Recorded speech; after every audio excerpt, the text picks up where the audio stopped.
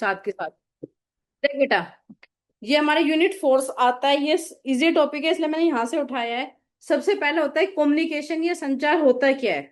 अब मैं और तू आपस में क्या कर रहे हैं, तुझे कुछ चीज मैं तेरे को कम्युनिकेशन समझा रही हूँ। मैं तुझे बता रही हूँ कि बेटा यूजीसी नेट में पेपर वन में ये आता है। ठीक है, ये यूनिट्स आती हैं, तो तू मुझे इसका रिप्लाई करेगी, तो हम दोनों के बीच में क्या हो रहा है बेटा, कम्युनिकेशन हो रहा है। दो या दो से ज्यादा व्यक्तियों के बीच में भी हो सकता है, पूरे ग्रुप में भी हो सकता है। तो मेन आपका कम्युनिकेशन है ही क्या, कि जो हम आपस में क्या करते हैं, शेयर करते हैं, ताकि हम लोग अपनी चीजों को इजीली बता सके। अब इंग्लिश में देखो क्या दे रखा था, वर्ड कम्युनिकेशन और communicate is derived from the Latin word communis. यही क्वेश्चन आ जाता है कि जो आपका कम्युनिकेशन वर्ड है, ये देखो, द वर्ड कम्युनिकेशन और communicate is derived from the Latin word. Communication word कहाँ से लिया गया है, कौन से, लैटिन वर्ड से या ग्रीक वर्ड से। तो आपको ये लाइन याद करनी होगी, लैटिन वर्ड से लिया होगा, which means to make common और टू शेयर। कि हम कोई चीज क्या कर रहे हैं, शेयर कर रहे हैं। क्या शेयर कर रहे हैं हम, communication means the exchange of facts, thoughts, information and requirements. हमारे पास क्या फैक्ट्स हैं जो हम आपस में एक्सचेंज कर सकते हैं, क्या थॉट्स हैं और क्या इंफॉर्मेशन है, क्या रिक्वायरमेंट्स हैं। ये बेटा खाली आपके एजुकेशन से रिलेटेड भी नहीं हो सकता, आपके फैमिलीज में भी बात होती है। आप फैमिली से रिलेटेड भी कुछ ना कुछ चीजें शेयर करते हो। मतलब जो भी आपके मन में फीलिंग्स आती है, वो सारी चीज आपकी हाँ, हम एक दूसरे से शेयर करते हैं, वो ही है। अब एग्जामिनर तुमसे पूछ सकता है कि कम्युनिकेशन एक्सचेंज ऑफ फैक्ट्स है, क्या है, थॉट्स है, इंफॉर्मेशन है, रिक्वायरमेंट्स है, क्या क्या क्या आता है। देखो, communication is the interchange of ideas. किस किस चीज के इंटरचेंज होता है, आइडियाज के, आपके आइडियाज के, आपके इंफॉर्मेशन के और आपके मैसेज के। इसको हम स्पीच के द्वारा, राइटिंग के द्वारा और सिग्नल्स के द्वारा भी कर सकते हैं।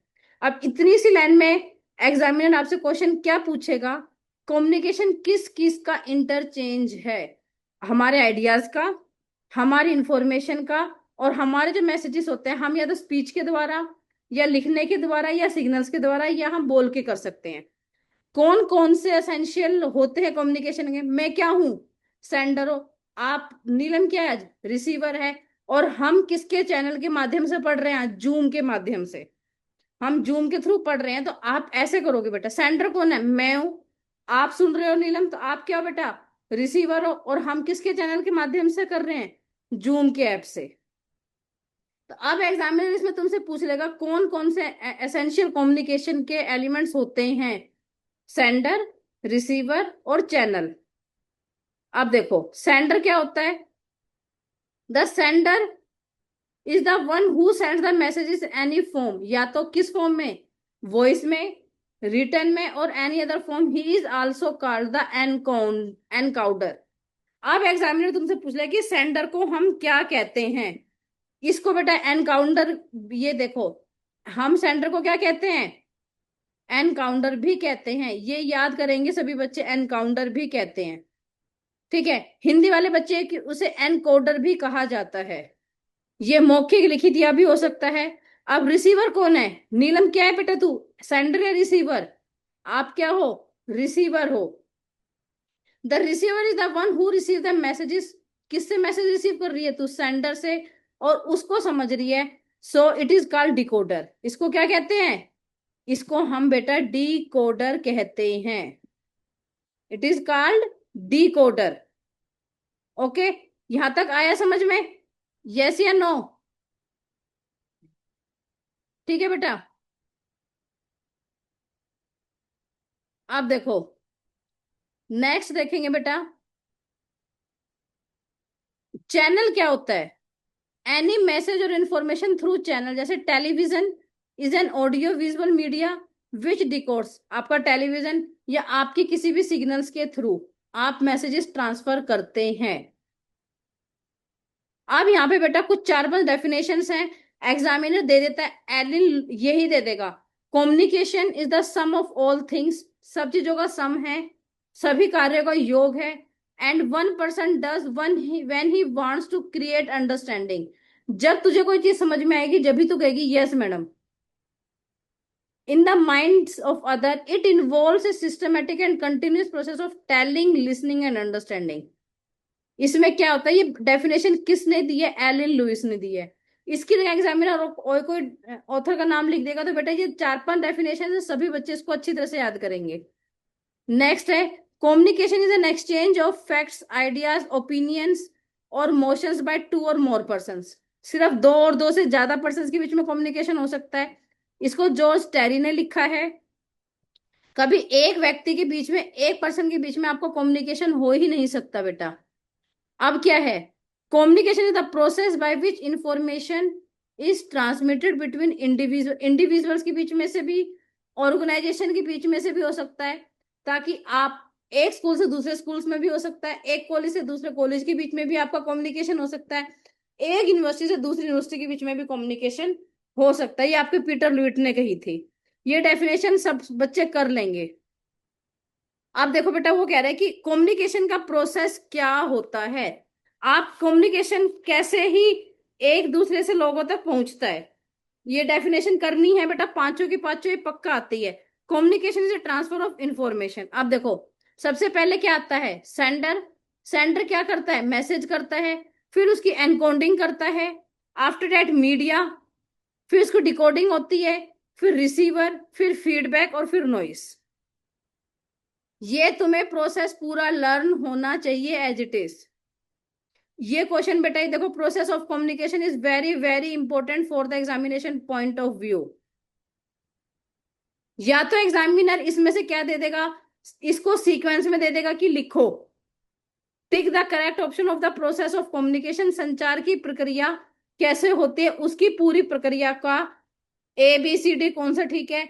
या वो इसमें से एक दो मिसप्लेस कर देगा, कहेगा कि इसमें से कौन सा मिसप्लेस है, नीचे ऑप्शंस दे देगा, तो आपको याद करना होगा बेटा। ये देखो, मैं पहले रिपीट कर रही हूँ, पहले सेंडर, सेकंड नंबर पे मैसेज, फिर एनकोडिंग, फिर मीडिया, फिर डिकोडिंग, आफ्टर दैट रिसीवर, फिर फीडबैक और फिर नॉइस। एक कम्युनिकेशन में ये चीज और याद रखो बेटा, आप कोई भी कम्युनिकेशन करते हो तो विदाउट फीडबैक आपका कम्युनिकेशन जीरो है। एग्जामिनर कर देगा क्वेश्चन, क्या आपका कम्युनिकेशन विदाउट फीडबैक हो सकता है या नहीं हो सकता, क्या आप अपना संचार बिना प्रतिपुष्टि के कर सकते हो। देखो बेटा, फीडबैक क्या होता है, ताकि मैं अब क्या पढ़ा रही हूँ वो आप मुझे दोगे, यस मैम मुझे समझ में आया, मुझे क्या मिल रहा है, साथ के साथ फीडबैक मिल रहा है। तो बिना फीडबैक के आपकी कोई भी कम्युनिकेशन की प्रोसेस बिल्कुल जीरो है। आप देखो, सेंडर क्या होता है। अब बेटा, एग्जामिनर पूछ लेगा सोर्स ऑफ कम्युनिकेशन, संचार का स्रोत कौन होता है, सेंडर होता है या रिसीवर होता है। मैं कौन हूं, सोर्स ऑफ कम्युनिकेशन हूं। मैं ही तुम्हें पढ़ा रही हूँ, मैं ही हर चीज तुम्हें कर रही हूँ, तो मैं क्या हूँ, सोर्स हूँ। अब तुम्हें कहीं से B.Ed करनी होती है, तुम्हें कहीं से भी कोई एजुकेशन गेन करनी होती है, वो तुम्हारा सोर्स ऑफ कम्युनिकेशन है। जो कम्युनिकेशन स्टार्ट करता है, one who start the communication, वो आपका सेंडर होता है। प्रेषक, जो संचार का स्रोत होता है, वह व्यक्ति जो संचार की शुरुआत करता है। अब होता है मैसेज। क्या होता है, जो मेरे अंदर आइडियाज और फीलिंग है, it is the idea, information, view, fact, feeling etcetera that is generated by the sender. अब एग्जामिनर ये क्वेश्चन दे सकता है कि मैसेज किसके द्वारा दिया जाता है, या message was given by whom, sender या रिसीवर। तो मैसेज हमेशा सेंडर के द्वारा ही दिया जाता है। And then it is intended by the communicated further. ये क्या कह रहा है, यह वह विचार, जानकारी, दृष्टिकोण, तथ्य, भावना है जो प्रेषक द्वारा उत्पन्न किया जाता है और फिर आगे उसको संप्रेषित करने का उद्देश्य किया जाता है। अब एनकोडिंग क्या होता है, the message generated by the sender is encoding. जो मैसेज जनरेट कर रहा है कौन, सेंडर, नोट रिसीवर।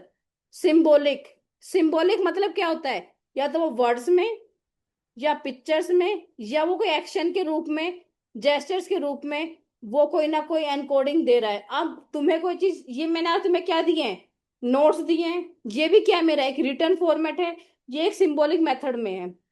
किसी बच्चे को, कोई बच्चा, जो बच्चा क्या कहता है बोल नहीं सकता, उसको आप बेटा किसके थ्रू समझाते हो, एक्शंस के थ्रू समझाते हो कि बेटा ऐसे खाना खा लो, ये सब चीज कर लो। आप कौन सा सिंबॉलिक मेथड यूज करोगे, कौन सी सांकेतिकरण यूज करोगे, शब्दों को, चित्रों को, या संकेतों के माध्यम से आप अपना मैसेज एनकोड करोगे। हमेशा सेंडर ही मैसेज एनकोड करता है, रिसीवर नहीं करता। बेटा इस छोटे से में ही देखो आपके कितने क्वेश्चन बन चुके हैं। सेंड सोर्स ऑफ कम्युनिकेशन कौन है आपका? यस, यही एग्जामिनर क्वेश्चन पूछ लेगा कि सोर्स ऑफ कम्युनिकेशन कौन है आपका। तो कौन है बेटा? सेंडर। कौन है आपका सोर्स ऑफ कम्युनिकेशन? सेंडर। ये क्वेश्चन बना। अब एग्जामिनर तुमसे यहां पे क्या पूछेगा? मैसेज कौन जनरेट करता है? आपका सेंडर। एनकोडिंग किस टाइप में होती है? सिंबॉलिक। एनकोडिंग हमेशा आपकी कैसे होती है? सिंबॉलिक में होती है, या जिसमें वो एक्शन करता है, या फॉर्म, वर्ड्स और पिक्चर्स। अब मीडिया क्या होता है बेटा? It is the manner in which encoding message is transmitted, जिसके द्वारा आपका मैसेज ट्रांसमिट हो रहा है। द मैसेज में बी ट्रांसमिटेड ओरली और इन रिटनिंग। वो क्या कह रहा है? यो तो मैसेज या ओरली भी हो सकते हैं या राइटिंग में भी हो सकते हैं। ये कौन कौन से हो सकते हैं? देखो बेटा, मीडिया का पूछ लेगा एग्जामिनर कि कौन कौन से मीडिया के थ्रू आप अपने कम्युनिकेशन कर सकते हैं। देखो, telephone, internet, the choice of medium. और चॉइस कौन डिसाइड करेगा? सेंडर डिसाइड करेगा, नोट द रिसीवर। ये बेटा लाइन बहुत बहुत इंपॉर्टेंट है, जो जो मैं अंडरलाइन कर रही तो प्लीज इनको कर लेना। यह वह तरीका है जिसके द्वारा एनकोडिंग संदेश को प्रेषित करता है, या तो मौखिक रूप से या लिखित रूप से। ठीक है। अब ये टेलीफोन के द्वारा, इंटरनेट के द्वारा, डाक, या इन सब के द्वारा आप कर सकते हैं। और माध्यम का चुनाव मैं डिसाइड करूंगी कि मुझे कौन सी लैंग्वेज के थ्रू करना है। अब देखो, decoding, it is the processing correctly the symbols encoded by the centre after decoding the message received by the. हो गया, यह प्रेषक द्वारा कूटबद्ध प्रतीकों को सही ढंग से समझ। अब नीलम कहेगी यस मैडम मुझे समझ में आ गया। ये क्या होती है? डिकोडिंग। डिकोडिंग के बाद संदेश प्राप्त, अब किसने दिया है? प्राप्तकर्ता ने, नीलम ने मेरे को दिया है कि यस मैम मुझे आ गया। तो एग्जामिनर क्या पूछ लेगा कि डिकोडिंग क्या होता है? After decoding the message received by the receiver. Decoding के बाद ही मैसेज को रिसीव किया जाता है। ये देखो, after decoding the message received by the receiver. अब नीलम को मेरे द्वारा मैसेज रिसीव हो चुका है। नेक्स्ट देखेंगे बेटा, रिसीवर कौन होता है? He is the person who is last in the chain and for whom the message is sent. जिसके लिए मैसेज सबसे लास्ट में है। मैं किस किस के थ्रू मैसेज भेज रही हूं, बीच में कौन है, उसने मैसेज को सही माध्यम से भेजा है या सही नहीं भेजा। तो एग्जामिनर पूछ लेगा कौन सा पर्सन लास्ट होता है चेन में मैसेज का, रिसीवर या डिकोडर? तो बेटा रिसीवर होता है। He is the person who is the last in chain. He is the person who is the last in chain for home, जिसके लिए मैसेज भेजा गया है। देखो ये लाइन मैंने क्या लिख रखी है, once the message is send by the sender, मैंने मैसेज सेंड कर दिया। The receiver receive the messages, receiver ने मैसेज रिसीव कर लिया। And understand it in proper perspectives and acts, उसके बाद उसने उसी अकॉर्डिंग बिहेव किया है। The purpose of communication is successfully, इसका मतलब आपका कम्युनिकेशन सही है। When the message is understand correctly, जब मेरा मैसेज अंडरस्टैंड अच्छी तरह हो चुका है। Feedback, once the receiver confirms to the sender that he has received the message and understood the process, communication is complete। मैं पहले ही बता चुकी थी कि जब रिसीवर ने मुझे बता दिया कि यस मैडम मुझे सारी इंफॉर्मेशन मिल गई है, तो वो आपका फीडबैक होता है। अब कम्युनिकेशन में बेटा नॉइज भी होता है, जैसे फीडबैक इंपॉर्टेंट है ऐसे ही कम्युनिकेशन में नॉइज भी होती है। जैसे मैंने उसको बोला कि बेटा उसको ये बोल दे, उसने उस मैसेज को गलत पहुंचाया। ठीक है। अभी हमने ऊपर पढ़ा था मीडिया में आया था कि इंटरनेट के थ्रू बच्चे, टेलीफोन के थ्रू बच्चे मैसेजेस कर सकते हैं। पर कई बार बैड कनेक्शन भी हो सकता है।